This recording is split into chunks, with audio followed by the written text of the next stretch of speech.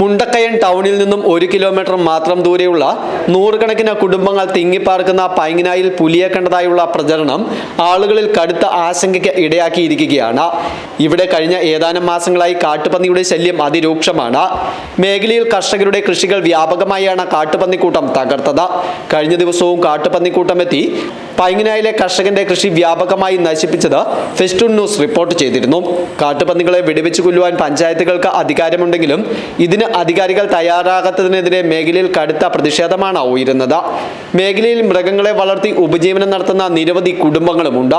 കാട്ടുപന്നിക്ക് പിന്നാലെ പുലിയുടെ സാന്നിധ്യവും സ്ഥിരീകരിച്ചതോടെ മേഖലയിലെ ജനങ്ങൾ കടുത്ത ഭയപ്പാടിലാണ്. പട്ടി കുറയ്ക്കുന്ന കേട്ടോണ്ടാണ് ഞാൻ എഴുന്നേറ്റ് വെളിയിലോട്ട് ഇറങ്ങിയില്ല. പട്ടികൾ എന്നാ പട്ടി കുറയ്ക്കുന്നതെന്ന് ചോദിച്ച് കിടക്കലാന്ന് പറഞ്ഞിട്ട് ഞാനങ്ങ് പിന്നെയും കയറി കിടന്നു. അത് കഴിഞ്ഞ് രാവിലെ നേരം വെളുത്ത് 5:50 ആകുമ്പോഴത്തേക്ക് ഫോൺ വന്നു. അവിടെ എന്തോ പുലിയാ നിൽക്കുന്ന തോന്നുന്നു, പുലിയോട്ട് ഇറങ്ങണ്ടെന്നും പറഞ്ഞ് ബിജു എന്നെ വിളിക്കുക.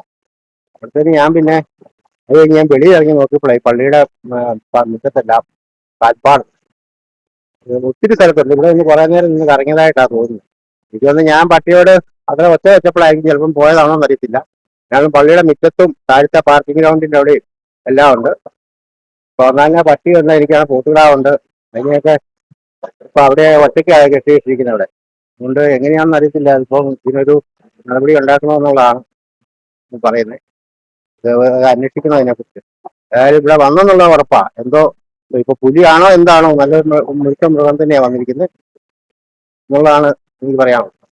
പുലർച്ചെ നിരവധി ആളുകളാണ് ദേശീയപാതയിലൂടെ പ്രഭാത സവാരിക്കും പള്ളികളിലേക്കുമൊക്കെയായി സഞ്ചരിക്കുന്നത്.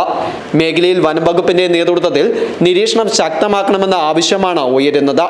News bureau, Mundakayam.